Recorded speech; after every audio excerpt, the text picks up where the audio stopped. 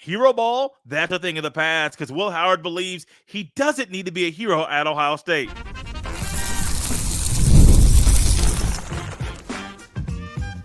You are Locked On Buckeyes, your daily podcast on the Ohio State Buckeyes. Part of the Locked On Podcast Network, your team every day. Welcome in, Buckeye fans, to a hump day edition of Locked On Buckeyes, part of the Locked On Podcast Network, your team every day, here on Wednesday, August 7th in the year 2024. I'm your host, Jay Stevens, also the host of the Jay Stevens Podcast. And today's episode is brought to you by Gametime. Download the Gametime app, create an account, and use code LOCKEDONCollege for $20 off your first purchase. Terms apply. When Will Howard decided to transfer to Ohio State, he knew there would be numerous parts of his game he would have to bring with him from Manhattan to Columbus. Will Howard's a good quarterback, a solid quarterback, did a lot of good things wearing that Wildcat uniform. However, there were certain things about Will Howard's game that he would have to remove, that he would not need in Columbus. He's surrounded by a lot of talent, elite talent at almost every position. You have one of the best offensive minds in the game in Chip Kelly as your offensive coordinator. You also have another one of the best offensive minds in the game in Ryan Day as your head coach. So you have the coaches in your corner that are going to help you be the best you can be. You have players around you that are going to help you be the best you can be and help elevate your game and make the Buckeyes offense a well-oiled machine. Hero ball? Yeah, maybe Will Howard utilize hero ball at Kansas State. Y'all, he don't need that in Columbus, Ohio. No, not at all. The players that are around him, from Jeremiah Smith to Emeka Egbuka. Can I pause real quick?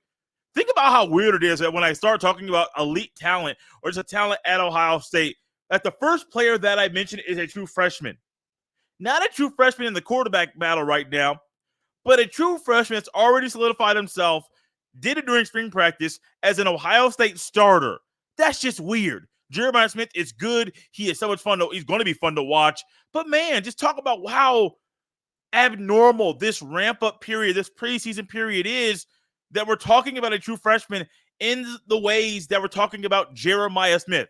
He's also one of the guys that's surrounding Will Howard right now. You got Emeka Egbuka. You got Travion Henderson. You got Quinshawn Judkins. You got Cardo Tate. You got Brandon Ennis. Let's not forget Will Kazmarek, because I do believe he will make Will Howard's job a whole lot easier. G. Scott Jr., you got so many guys on this team. Offensive line up front. I think the O-line this year has a good chance of being better than it was last year, which is going to help Will Howard simply just facilitate the offense. That's really all he needs to do, is just be a facilitator. Very similar to someone that is, you're going to direct, you're going to orchestrate, but you don't need to be playing that hero stuff. Hey, the whole, now I know it's a different sport, but y'all have seen Fresh Prince. If you haven't, I would encourage everyone to go watch the show, one of the best TV shows of all time. You all have seen it. Will Smith playing basketball at Bel Air Academy. Carlton's on the team, and then all of a sudden the coach says, "What's the call?" Pass it to Will. Everyone's like, "Whoa, what?" Yeah, the coach says once again, pass it to Will. And that's kind of what happens sometimes in football. Yeah, there are 11 men on a side on a team on the field at one time versus 5 on the court in basketball, but you get the understanding, you get the gist. Sometimes there are players that you just surround and you say, oh, okay, they'll take us to the promised land.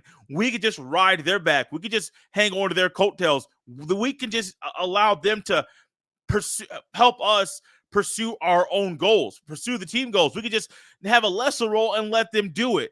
Y'all, that causes a lot of frustration. It causes a lot of headaches. And ultimately, if opposing defensive coordinators catch that early enough, that can result in a lot of losses as well. I think Will Howard right now has the right mindset as far as, hey, hero ball? No, just facilitate the offense. Here's Will Howard after practice on Tuesday about this topic. Quote, "The one thing I would say is that I don't feel like I have to be a hero here. And I feel like I have the guys around me to where I just need to facilitate and just get them the ball and make good decisions. And at the end of the day, I don't have to go out there and do anything superhuman, I just have to be myself and trust the guys around me," end quote.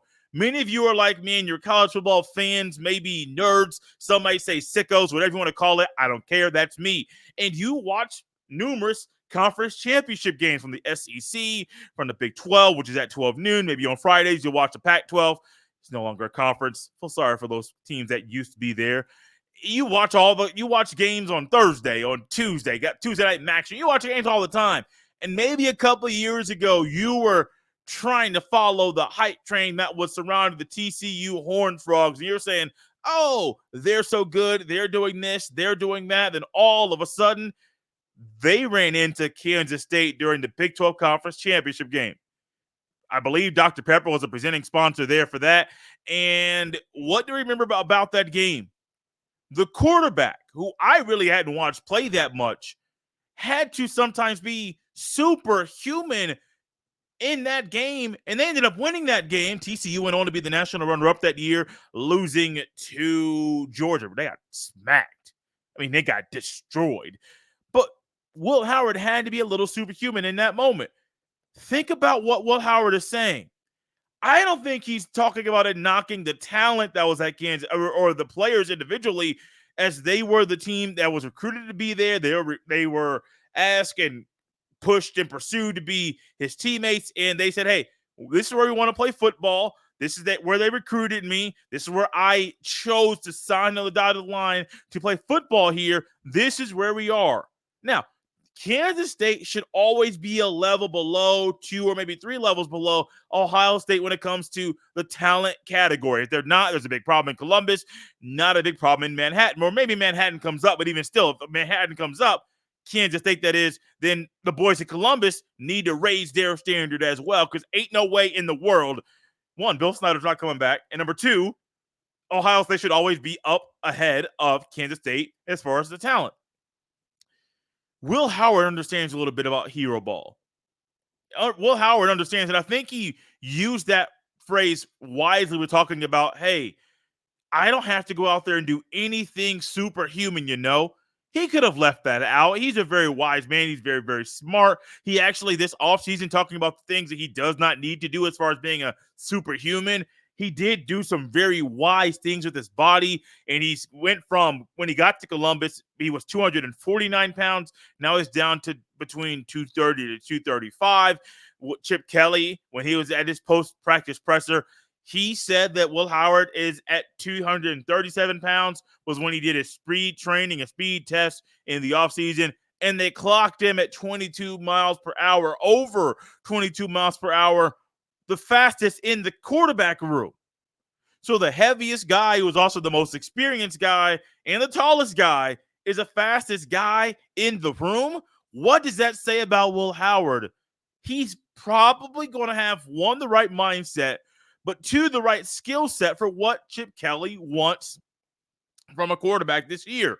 Ryan, they talked about how he saw more zip on the ball on day 1 of fall camp. Chip Kelly talked about sometimes what you can tell and learn when you see and you maybe hear and maybe feel the zip on the ball during practice coming out of a quarterback's arm. What do you find? If Will Howard keeps doing the things he's going to do that he needs to do, hey, he can, and I hope he does, ditch hero ball and stick to, hey, just being a facilitator of the Ohio State Buckeyes offense. If he does that, y'all watch out. Yeah, he may not have the super crazy high numbers that you may want from a quarterback, but that doesn't matter. I still think Will Howard will be very successful while leading the Buckeyes offense this year. Y'all, he ain't been named QB1 yet, but I think that's coming right around the corner. Speaking of QB1, Chip Kelly made a very important comment, and it goes in regards to how Ohio State views the potential pecking order in the QB room. This episode is brought to you by Gametime. Gametime is an authorized ticket marketplace of Major League Baseball, which makes getting tickets faster and easier. Prices on the Gametime app actually go down the closer it gets to the first pitch, with killer last-minute deals, all-in prices, views from your seat, and their lowest price guarantee. Gametime takes the guesswork out of buying MLB tickets. We all love Major League Baseball in the summer. We all love being able to find ways to make our ticket purchasing process a whole lot easier and even smoother. Gametime has flash deals. They got zone deals. They have all-in prices. You can either get a panoramic view from your seat while also enjoying the lowest price guarantee that Gametime provides. Take the guesswork out of buying MLB tickets with Gametime. Download the Gametime app, create an account, and use code LOCKEDONCollege, $20 off your first purchase. Terms apply. Again, create an account and redeem code LOCKEDONCOLLEGE for $20 off. Download Gametime today. Last minute tickets, lowest price guaranteed. This episode is brought to you by Billiards Plus. Billiards Plus has the best selection of pool tables, game tables, shuffleboard tables, and more. And the best service in Central Ohio. Everything you need for in-home and even backyard entertainment is at Billiards Plus. Billiards Plus has the best pool tables from Brunswick, Alhassan, Canada, billiards, and more. And their grills, whether you like charcoal or gas or wood-fired, Billiards Plus has the perfect setup for all grillers. They are family owned and operated. And when you talk to the staff at Billiards Plus, you know you're talking to an expert who won't steer you wrong. No matter the season, Billiards Plus has you covered for all your indoor and outdoor entertainment needs. Kenny, Sarah, and the whole entire staff will always go above and beyond to give you the best customer service in the industry. And check out some of their new games in stock now. Billiards Plus. Visit their showroom on Dublin Central Drive in Dublin. Thank you for making Locked On Buckeyes your first listen of the day. For your second listen, enjoy the Locked On College Football Podcast. Spencer McLaughlin gets you ready for an exciting season on the gridiron with discussion on the upcoming season and the ever-changing landscape of college athletics, including conference realignment, the transfer portal, NIL, new college football expanded playoffs, and a whole lot more. Locked On College Football is available on YouTube and wherever you get podcasts, part of the Locked On Podcast Network. Your team every day. One thing I have been waiting for is to hear from Chip Kelly after an Ohio State practice during fall camp. Yeah, we get Ryan Day, we got Jim Knowles. But the fact that we were able to get Chip Kelly and every quarterback behind the mic, this was a big day. And Chip Kelly's one of those guys, when he speaks, when you think about the wisdom he has, the experience he has coaching, and his mind as an offensive coordinator, I want to hear what he has to say just in general. Then add in Ohio State's quarterback competition. Y'all, I'm in tune to everything he has to say. And Chip Kelly recently spoke about the pecking order, which isn't there in the Buckeyes quarterback room, because Chip Kelly said there isn't a pecking order at Ohio State yet, but that Ohio State will likely start to hone in on that by the end of the week. He also claimed that people should not read into Howard getting most of the first-team reps at Sunday's practice, and the Buckeyes are still rotating quarterbacks between units. Now, one thing Chip Kelly had to say about this is like, hey, at one point, you could be with the first team, then all of a sudden you make a mistake, you go to the third team. We've seen that in action. We talked about it here on the show, and so I do think that's actually something that's actually happening. I don't think he's lying there. However, I do think you can read into 100%. I believe you can read into a quarterback getting all of the first-team reps on a Sunday practice. I think that was practice number 4 when there were 4 in a row. That means a lot, especially when you know, hey, who started the spring game? Will Howard. Who's got the most first-team reps right now? Will Howard. This is also coming during the period where Ohio State is using 2 fields. So they're having a team on one field, team on another field. In quarterbacks, you may be with a heavily weighted team that has a lot of ones at one point. Then all of a sudden, you could be on a team that's mixed with 2s, 3s, and 4s. What does that mean? One, you got to figure out things on the fly. You got to process things a little bit differently or quicker than maybe pre-snap versus post-snap when you're trying to figure out, hey, who is that cat on the outside? We know it ain't Abuka. We know it ain't number 11 or number 17. Who is that cat on the outside? And when you're trying to figure that stuff out, that might slow you down. So maybe this is a little bit of shifting of the mind and psychology here that they're trying to utilize. But of course, I know what Chip Kelly says. He says, hey, it wouldn't be wise. What do you say? You shouldn't read into Howard getting most of the first team reps. I'm going to. I know what he's saying. I know what I've also been saying all offseason. And that right there, not saying it solidifies he's going to win the battle, but I think right now he does have the upper hand. Now, pecking order, I think if he's one, or if there is no one, break it down like this. There's the top three and the next two. Then the rest. The rest are the walk-ons. The bottom two in this group of five is Kean Holds and Aaron Noland. And then also the upper three are Howard, Devin Brown, and Julian Sayin, who we'll touch on later in the show. So I do think there's a little bit there that we can learn from Chip Kelly in regards to, hey, this is what he's saying, no pecking order, but you're showing us something in practice that is very pivotal, that's very key, and that is going to be very important for Ohio State moving forward during fall camp. He also said that he believes Will Howard knows the offense better now than he did in the spring and is throwing the ball more confidently as a result. Quote, I think Will has done a really good job really working on the playbook in the offseason, studying film so that he understands when there's a play call made that he knows where to go with the football, end quote. And I think that's true, but also keep this in mind. Not only was Will Howard a newcomer this offseason, Chip Kelly is too. So where a Mecca Buka or a Josh Fryer or Donovan Jackson, where they've been in Columbus for a long period of time, where they have had a different offensive coordinator, and I mean, Ryan Day was calling the plays, run to the offense. They had Corey Dennis there. They had various position coaches. So they had to deal with a lot of people. Right now, it's Chip Kelly doing the thing. And when Chip Kelly is doing it, yeah, I think Will Howard, just like the other Buckeyes, not just Will Howard, they all had to do some things this offseason to really get working on the playbook and doing a good job of it. Why? It's not a completely new revamped playbook, but there's a lot of stuff there that wasn't what Ryan Day was putting down last year. So I do think that what Chip Kelly is telling us right now is, hey, ain't no pecking order, but Will Howard's picking things up. Will Howard is picking up what we're putting down. Will Howard is the kind of guy right now, hey, you're going to ask me questions. I'm going to respond to them.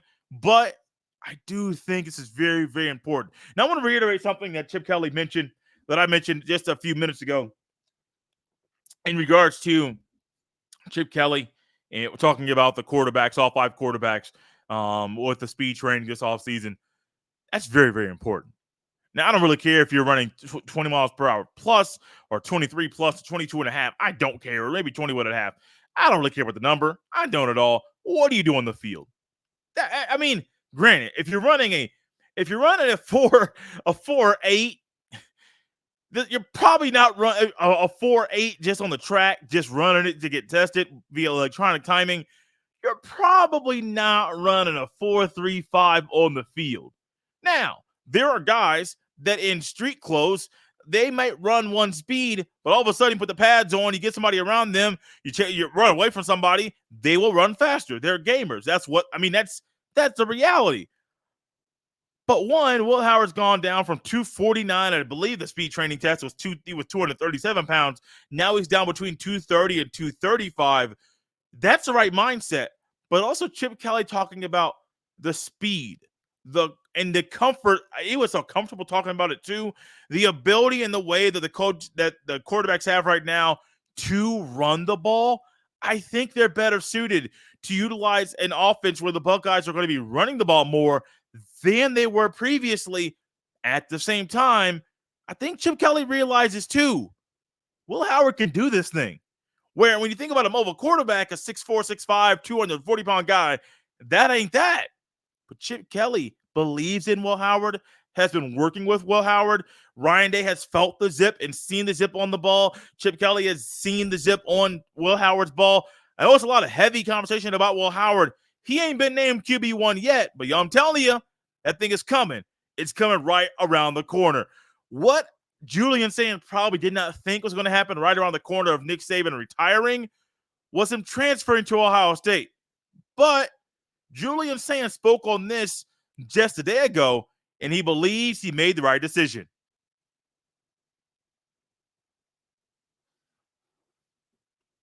Thank you for making Locked On Buckeyes your first listen every day. One thing I am waiting for, anxiously awaiting, is the start of Ohio State's 2024 campaign.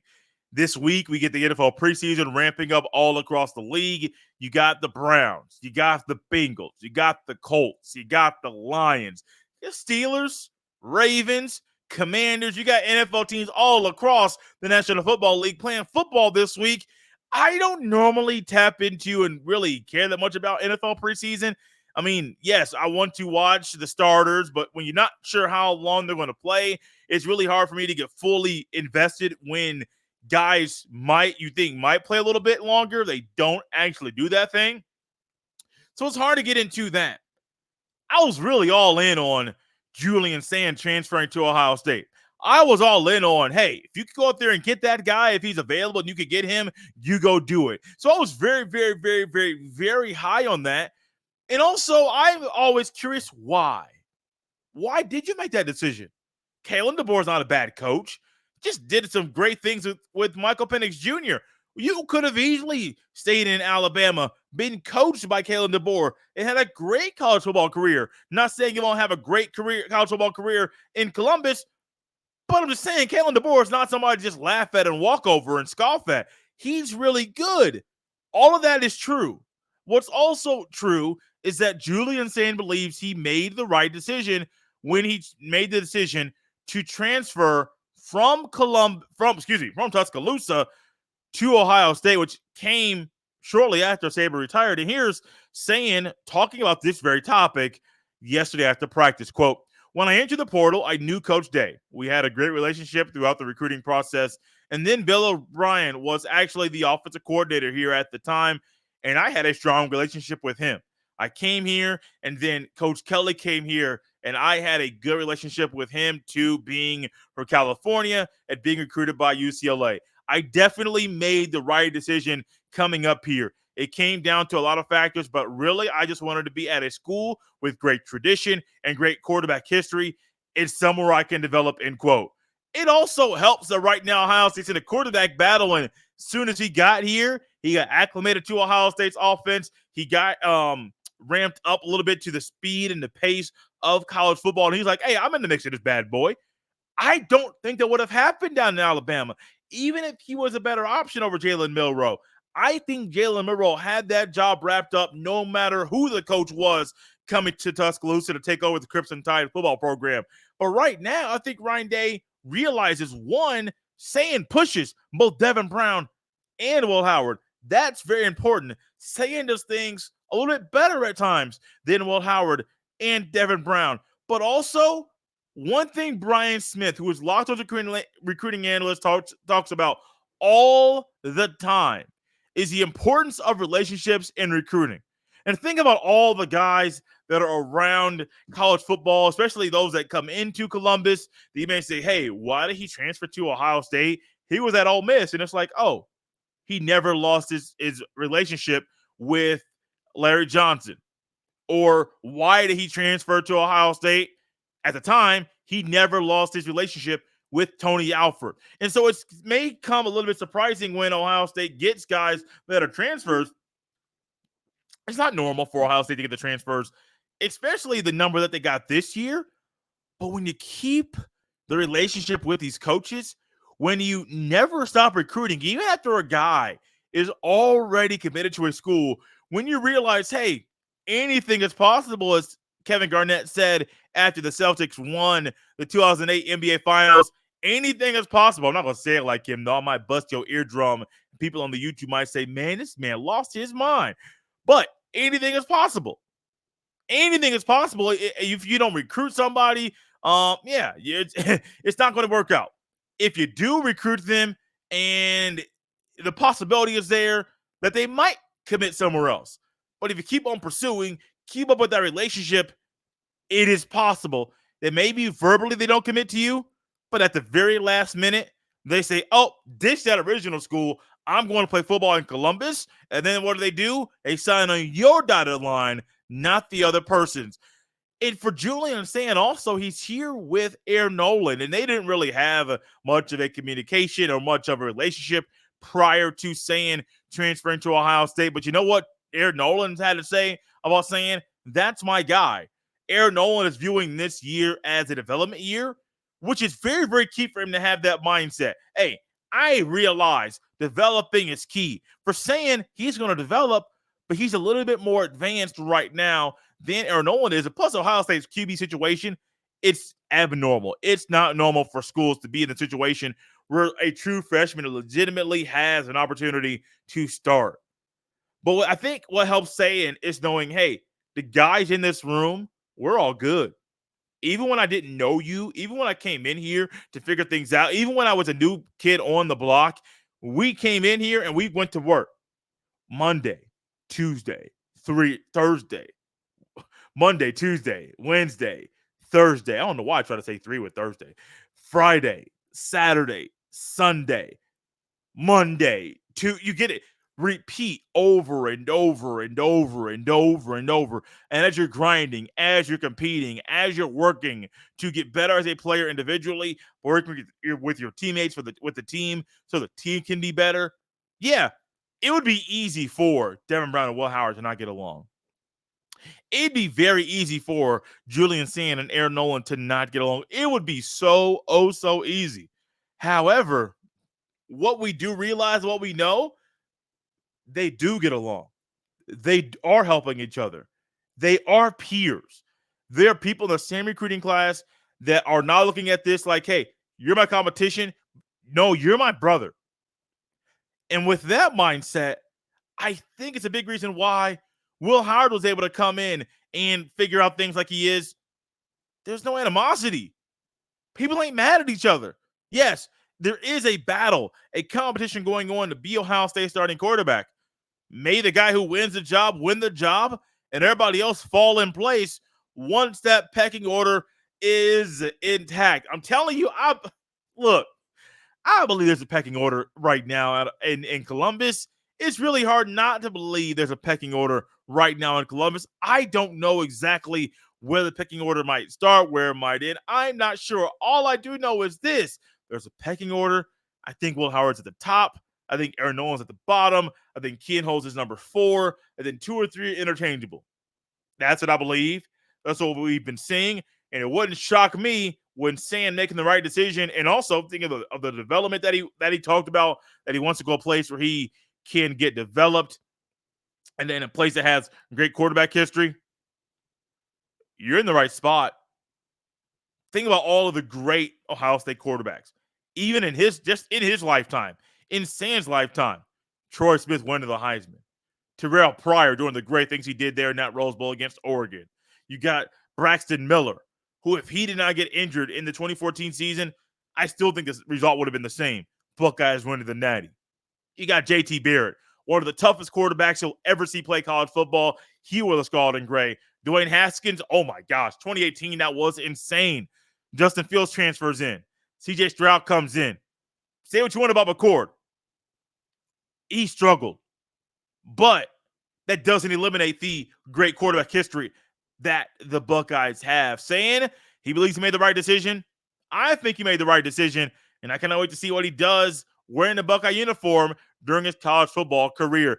Thank you for making Locked On Buckeyes your first listen today. Now go check out the Locked On College Football Podcast. From NIL deals to never-ending conference realignment rumors, Spencer McLaughlin gets you ready for an exciting season on the gridiron. You can find the link to Locked On College Football in the description, so you don't need to search. Part of the Locked On Podcast Network, your team every day. Thank you, everyone, for making Locked On Buckeyes your first listen. Thank you for tapping in. Thank you to all the everydayers. We really appreciate you. If you want to join the Everyday Club, trust me, it's free, and there's plenty of room for you to join that exclusive group. You can follow me on X at jstevens07.